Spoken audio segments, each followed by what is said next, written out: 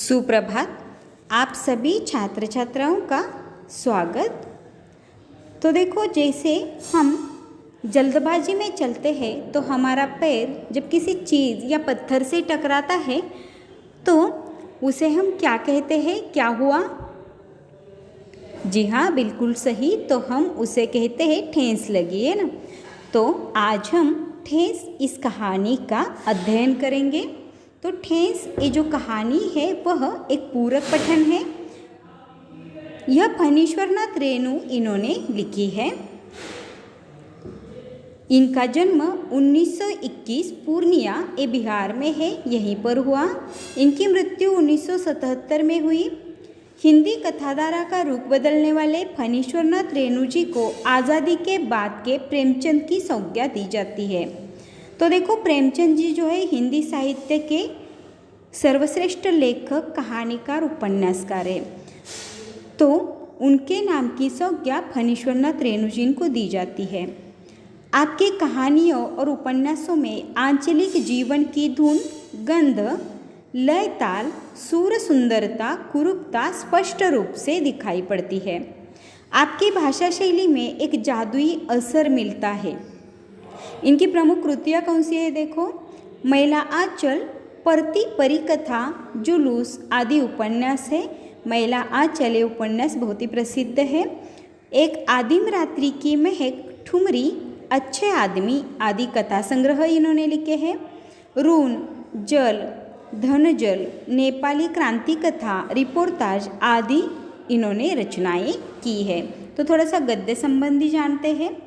प्रस्तुत आंचलिक कहानी बिहार के ग्रामीण जीवन पर आधारित है।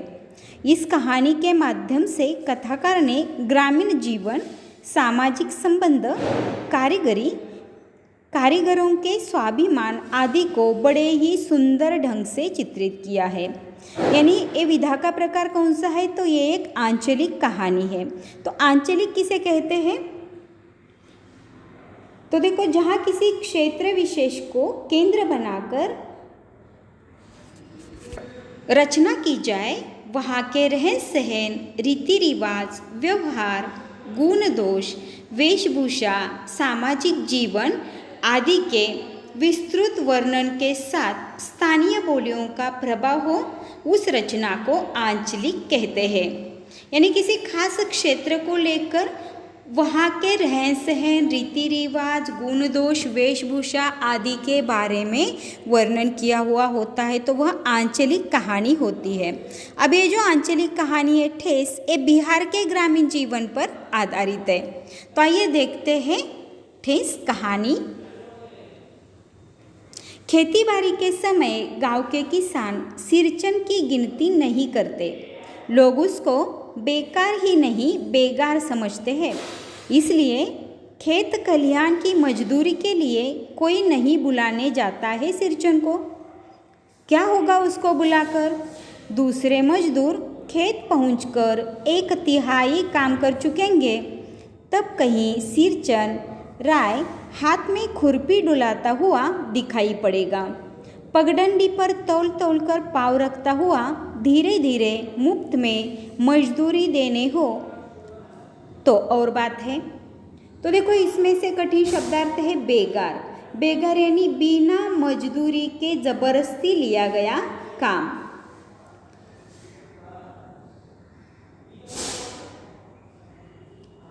अब देखो, बाकी सारे शब्द आसान हैं। बेकार का मतलब है कि बिना किसी काम का उसे बेकार कहते हैं, ठीक है। तो देखो, फणीश्वरनाथ कहानी में बताते हैं कि इसमें एक सिरचन नाम का व्यक्ति है। जब गांव के किसान जो है वह खेती का काम करवाने चाहते हैं, तब सिरचन की गिनती नहीं होती। यानी क्या? तो सिरचन को कोई काम के लिए नहीं बुलाता। लोग उसको बेकार ही नहीं, बेगार समझते हैं। यानी बेगार यानी क्या? मैंने अभी आपको बताया, बेगार का मतलब कि बिना मजदूरी के ज़बरदस्ती लिया गया काम। यानी लोग ऐसे समझते हैं कि उसको रुपए नहीं दिए तो भी वह काम करेगा, यानी बिना रुपयों को लेकर वह काम करता है, इसे उसे बेगार समझते हैं। इसलिए खेत खलिहान की मजदूरी के लिए कोई नहीं बुलाने जाता है सिरचन को। अब क्या वजह है कि उसको नहीं बुलाते? तो देखो, वह कैसे आता है काम पर, ये बताया है कि क्या होगा उसको बुलाकर, यानी गांव के किसान सिरचन के बारे में क्या सोचते थे कि दूसरे मजदूर खेत पहुंचकर 1/3 काम कर चुकेंगे। यानी गांव के दूसरे मजदूरों को जब काम पर बुलाया जाएगा तब वह जल्दी आकर काम शुरू कर देते थे, लेकिन अगर सिरचन राय को बुलाया जाए तो वह आराम से खेत में पहुंचता था, जबकि दूसरे मजदूर जो है वह 1/3 काम कर चुके होते। तब सिरचन राय हाथ में खुरपी डुलाता हुआ पगडंडी से आता हुआ दिखाई देता। तो देखो, खुरपी यानी क्या, जो खेत में काम करने का एक साधन खुरपी। तो जब भी जैसे घास वगैरह उगता है तो उसे निकलवाने के लिए इस साधन का प्रयोग किया जाता है। अब वह पाँव तौल तौल कर कहा है, यानी वह आराम से पगडंडी से आता हुआ दिखाई देता, वह भी धीरे धीरे। और इसीलिए गांव के किसान सिरचन को अब मजदूर में नहीं गिनते थे। मुफ्त में मजदूरी देनी हो तो और बात है, यानी अगर किसी के पास पैसे है और वह आराम से काम करे, ये बात किसी को मंजूर है तो ही वो ही उसे बुला सकता है। आज सिरचन को मुफ्तखोर, कामचोर या चटोर कह ले कोई। एक समय था जब उसकी मड़ैया के पास बाबू लोगों की सवारियां बंधी रहती थी। उसे लोग पूछते ही नहीं थे, उसकी खुशामद भी करते थे। अरे सिरचन भाई, अब तो तुम्हारे ही हाथ में यह कारीगिरी रह गई है। सारे इलाके में एक दिन का समय निकाल कर चलो। बड़े भैया की चिट्ठी आई है, शहर से सिरचन से एक जोड़ा चीक बनाकर भेज दो। तो देखो, इसमें कठिन शब्दार्थ कौन से है, तो मड़ैया, मड़ैया यानी झोपड़ी, झोपड़ी को मड़ैया कहते हैं। मुफ्तखोर यानी मुफ्त का खाने वाला, कामचोर यानी काम से दूर भागने वाला, ऐसे इसका अर्थ है। चीक का मतलब है बांस की तीलियों का बना हुआ पर्दा। ये इसमें से कठिन शब्दार्थ है। तो देखो, लेखक फणीश्वरनाथ रेणु आगे कहानी में बताते हैं कि सिरचन को आज लोग मुफ्तखोर कहे, कामचोर कहे या चटोर कहे, लेकिन चटोर का मतलब है देखो स्वाद लोलुप, यानी खाने की चाह रखने वाला। लेकिन लेखक बताते हैं कि एक समय ऐसा था जब उसकी झोपड़ी के आगे बाबू लोगों की सवारियां बंधी रहती थी। बाबू लोग यानी कौन, तो जो अमीर लोग, वह गाड़ियां लेकर, सवारियां यानी क्या, गाड़ियां लेकर उसके झोपड़ी के बाहर खड़े रहते थे और उसकी खुशामद करते थे। खुशामद करना यानी प्रशंसा करते रहते उसकी। अरे सिरचन भाई, अब तो तुम्हारे ही हाथ में यह कारीगिरी रह गई है सारे इलाके में। यानी वह एक कारीगर था। तो वह कैसा काम करता था, तो वह शीतल पाटी बनाता था और वह बांस की तीलियों का पर्दा, इस तरह के साधन वह बनाता था। तो वह लोग, जो बाबू लोग उसकी झोपड़ी के पास आकर खड़े रहते और उसे कहते कि अब इस इलाके में तुम अकेले ही कारीगर रह गए हो, यानी उसकी खुशामद करते रहते थे और उसकी प्रशंसा करने के कारण वह उनके साथ काम पर चला जाता था। और वह कहते, एक दिन का समय निकाल कर चलो। वह बताते, बड़े भैया की चिट्ठी आई है शहर से और सिरचन से एक जोड़ा चीक बनाकर भेज दो, ऐसा उन्होंने कहा है। अब देखो, जो भी उनसे मिलने के लिए आता था यानी सिरचन को, वह उसकी खुशामद करते थे और उससे काम निकलवा लेते थे। और वह बताते हैं कि बड़े भैया की चिट्ठी आई है शहर से, यानी शहर में जो बड़े भैया रहते हैं उन्होंने एक संदेशा भेजा है कि सिरचन से एक जोड़ा चीक बनाकर भेज दो। चीक यानी बांस की तीलियों का बना हुआ पर्दा उन्होंने मांगा है।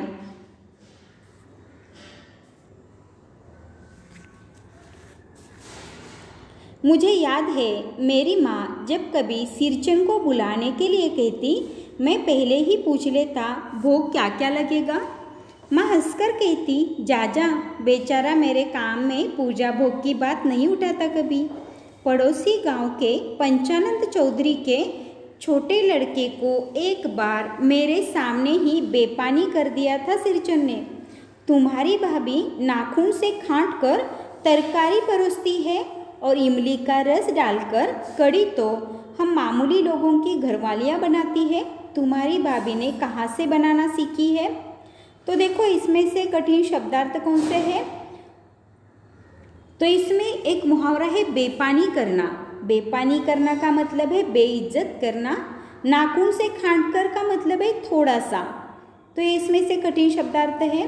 तो देखो लेखक फणीश्वरनाथ रेणु जी आगे बताते हैं कि मुझे याद है मेरी माँ जब कभी सिरचन को बुलाने के लिए कहती, यानी लेखक की माँ जब सिरचन को बुलाने के लिए कहती तो लेखक उन्हें पूछते भोग क्या क्या लगेगा। अब देखो भोग का मतलब है प्रसाद चढ़ाना, लेकिन यहाँ अर्थ क्या है, तो यहाँ पर खाने के लिए देना, यानी जब सिरचन को बुलाना है तो उसे खाने के लिए क्या देना है, ऐसा इसको प्रश्न का अर्थ है।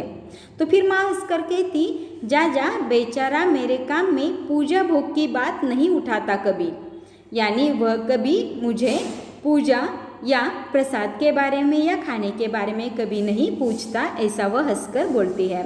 पड़ोसी गांव के पंचानन चौधरी के छोटे लड़के को एक बार मेरे सामने ही बेपानी कर दिया था सिरचन ने, ऐसे माँ बताती है। अब देखो ये कौन है, तो पड़ोसी गांव के पंचानन चौधरी जो कि इज्जतदार व्यक्ति, उनका छोटा लड़का जब सिरचन के सामने था तो सिरचन ने उनको, वो बताती है कि उनके सामने यानी लेखक की माँ के सामने बेइज्जत कर दिया था। किस प्रकार सिरचन ने बात की थी, तो देखो उस लड़के को सिरचन ने कहा था तुम्हारी भाभी नाखून से खांड कर तरकारी परोसती है। तरकारी यानी सब्जी। तो वो बताता है कि तुम्हारी जो भाभी है वह बहुत थोड़ा सा सब्जी जो है या बहुत थोड़ी सी सब्जी परोसती है, और इमली का रस डालकर जो कड़ी बनाती है वह तो हम मामूली लोगों की घरवालियाँ भी बनाती है। और इस तरह से बातें करके वह आगे यह भी कहता है कि तुम्हारी भाभी ने कहाँ से बनाना सीखी है। और इस तरह से सिरचन ने एक बार लेखक की माँ के सामने पंचानन चौधरी के छोटे लड़के को बेइज्जत कर दिया था। ये बात माँ लेखक को बताती है। इसलिए सिरचन को बुलाने के पहले मैं माँ से पूछ लेता। सिरचन को देखते ही माँ हुलसकर कहती आओ सिरचन, आज नैनू मत रही थी तो तुम्हारी याद आई। घी की खकोरन के साथ चूड़ा तुमको बहुत पसंद है ना। और बड़ी बेटी ने ससुराल से संवाद भेजा है, उसकी ननद रूठी हुई है मोती की शीतल पार्टी के लिए। अब देखो मथना, मैंने आपको इसके बारे में गिरिधर नागर इस कविता में भी समझाया था कि मथना क्या होता है। अब देखो शीतल पार्टी यानी चटाई, तो क्या बताते हैं वो देखो, सिरचन को बुलाने के लिए जब लेखक को जाना पड़ता तो लेखक कहते हैं माँ से पहले मैं पूछ लेता। अब देखो सिरचन को देखते ही माँ हुलसकर कहती, जैसे ही सिरचन को लेखक की माँ देखती वह कहती आओ सिरचन, आज नैनू मत रही थी और तुम्हारी याद आई। अब देखो सिरचन को क्या पसंद है ये उनकी माँ को पता है, तो वह बताती है कि घी की खकोरों के साथ चूड़ा, चूड़ा यानी पोहा तुमको बहुत पसंद है ना। और बड़ी बेटी ने, यानी वह किस तरह से बात करती है, देखो सिरचन को बताती है कि मैंने घी बनाया तो घी का जो खकोरन है उसके साथ तुम्हें पोहा बहुत पसंद है ना, इसलिए तुम्हें बुलाया है। और फिर वह आगे कहती और बड़ी बेटी ने ससुराल से संवाद भेजा है। संवाद यानी संदेशा। तो वह बताती है सिरचन को कि मेरी बड़ी बेटी ने ससुराल से यह संदेशा भेजा है कि उसकी ननद रूठी हुई है, यानी उनकी बेटी की जो ननद है वह नाराज़ है। किस लिए? मोती की शीतल पार्टी के लिए, यानी उसे एक शीतल पार्टी बनाकर चाहिए, ऐसा वह सिरचन को कहती है। सिरचन अपनी पनियाई जीभ को संभाल कर हंसता, घी की सौंधी सुगंध सुनकर ही आ रहा हूँ काकी, नहीं तो इस शादी ब्याह के मौसम में दम मारने की भी छुट्टी कहाँ मिलती है। यानी देखो सिरचन क्या कहता है, पनियाई जीभ, यानी जैसे कि इमली को देखकर जीभ पर पानी उभरता है, बिल्कुल उसी प्रकार घी की सौंध सुनकर और सुगंध सुनकर उसे जीभ पर पानी महसूस होने लगा है और इसीलिए सिरचन अपनी पनियाई जीभ को संभाल कर हंसता है और बोलता है कि घी की सौंधी सुगंध सुनकर ही आ रहा हूँ काकी, नहीं तो इस शादी ब्याह के मौसम में दम मारने की भी छुट्टी कहाँ मिलती है। सिरचन जाति का कारीगर है। मैंने घंटों बैठकर उसके काम करने के ढंग को देखा है। एक एक मोती और पटेर को हाथ में लेकर बड़े जतन से उसकी कुच्ची बनाता, फिर कुच्चियों को रंगाने के लिए रंगने से लेकर सुतली सुलझाने में पूरा दिन समाप्त। काम करते समय उसकी तन्मयता में जरा भी बाधा पड़ी कि गेहूं सांप की तरह फुफकार उठता। फिर किसी दूसरे से करवा लीजिए काम। सिरचन मुंहजोर है, कामचोर नहीं। अब देखो सिरचन के स्वभाव का वर्णन यहाँ पर आता है। तो यहाँ पर सबसे महत्वपूर्ण देखो शब्द क्या है, मोती और पटेर। तो मोती घास, पटेर एक घास है, कुच्ची यानी केरसुनी या झाड़ू जिसे कहते हैं वह बनाता है, यानी वह शीतल पाटी बनाता है, चीक बनाता है और वह कुच्चियाँ भी बनाता है। तो वह मोती घास यानी नागरमोथा एक घास जिससे औषधि भी बनाई जाती है। मोती घास का मतलब है। पटेर की पाटी का मतलब है तालाबों में उगने वाले सरकंडे की जाति के पौधे के पत्तों से बनी हुई चटाई। तो पटेर की पाटी उसे कहते हैं। अब देखो यहाँ पर सिरचन के बारे में लेखक बताते हैं कि सिरचन जाति का कारीगर है। मैंने घंटों बैठकर उसके काम करने के ढंग को देखा है। लेखक बताते हैं कि मैंने उसके सामने बैठकर वह कैसा काम करता है मैंने देखा है। एक एक मोती और पटेर को हाथ में लेकर बड़े जतन से उसकी कुच्ची बनाता है और फिर कुच्चियों को रंगाने से लेकर सुतली सुलझाने में पूरा दिन समाप्त। यानी वह अगर काम पर बैठ गया तो वह काम पूरी लगन से वह करता है, यह वह बताते हैं। काम करते समय उसकी तन्मयता में जरा भी बाधा पड़ी, यानी अगर जब वह काम कर रहा होता है और फिर उस समय अगर किसी ने उसमें बाधा डाल दी तो फिर वह गेहूं सांप की तरह फुफकार उठता, यानी बहुत उसे गुस्सा आता और फिर किसी दूसरे से करवा लीजिए काम। सिरचन मुंहजोर है, कामचोर नहीं, ऐसा वह फिर गुस्से से बात करता। यानी वह अपने काम में एक बार लग जाता तो वह बड़ी लगन से अपना काम पूरा कर देता और फिर अगर उसमें कोई बाधा डाले तो वह सांप की तरह फुफकार उठता, यानी उसे बहुत गुस्सा आता और फिर वह कहता फिर किसी दूसरे से करवा लीजिए काम। सिरचन मुंहजोर है, कामचोर नहीं। तो वह बताता है कि सिरचन जो है वह कैसे, नहीं खुद के बारे में ही वह बताता है कि मैं कामचोर नहीं हूँ। बिना मजदूरी के पेट भर भात पर काम करने वाला कारीगर। दूध में कोई मिठाई न मिले तो कोई बात नहीं, किंतु बात में जरा भी झाला वह नहीं बर्दाश्त कर सकता। सिरचन को लोग चटोर भी समझते हैं। तली बघारी हुई तरकारी,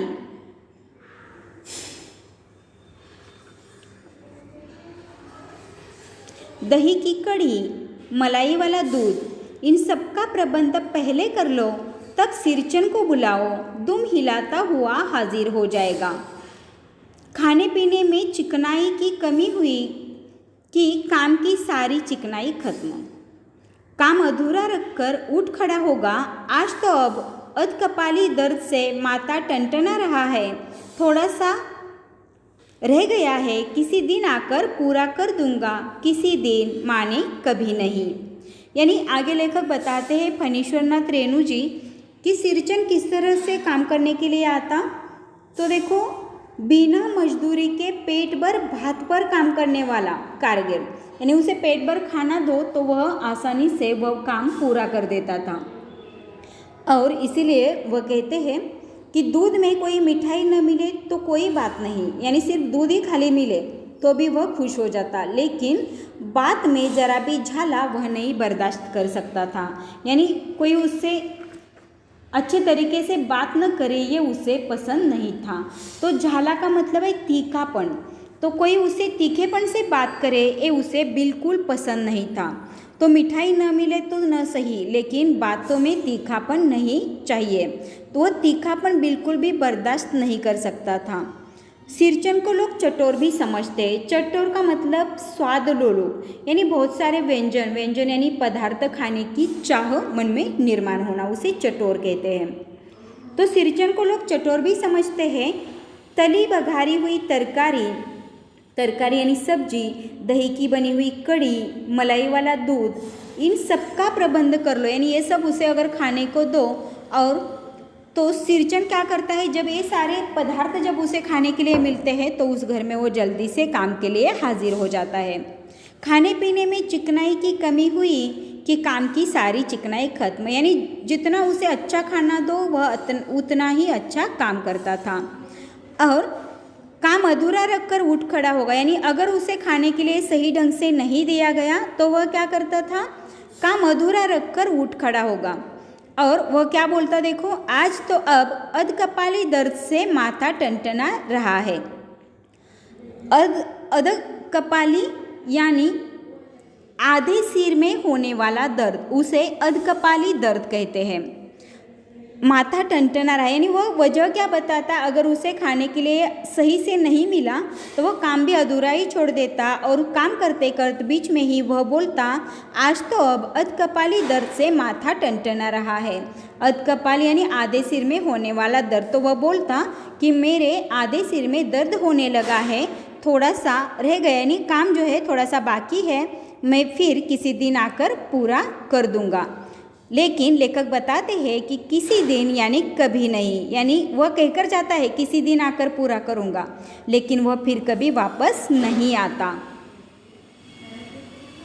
मोती घास और पटरे की रंगीन शीतल पाटी, बांस की तीलियों की झिलमिलाती चीख, सतरंगे ढोर के मोढ़े, भूसी चुन्नी रखने के लिए मूंज की रस्सी के बड़े बड़े जाले, हलवाओं के लिए ताल के सूखे पत्तों की छतरी टोपी तथा इसी तरह के बहुत से काम हैं जिन्हें सिरचन के सिवा गांव में और कोई नहीं जानता।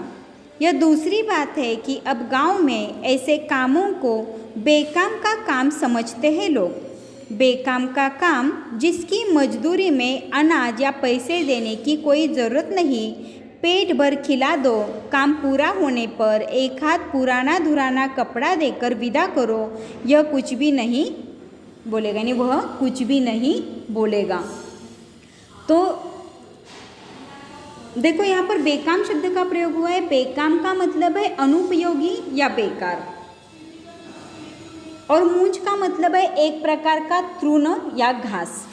तो देखो मोती घास और पटरे की रंगीन शीतल पाटी, बांस की तीलियों की झिलमिलाती चीख, सतरंगे डोर के मूढ़े, भूसी चुन्नी रखने के लिए मूंज की रस्सी के बड़े बड़े जाले, हलवाओं के लिए ताल के सूखे पत्तों की छतरी टोपी तथा इसी तरह के बहुत से काम हैं जिन्हें सिरचन के सिवा गांव में और कोई नहीं जानता। यानी सिरचन क्या क्या बनाता है इसके बारे में यहाँ पर बताया गया है।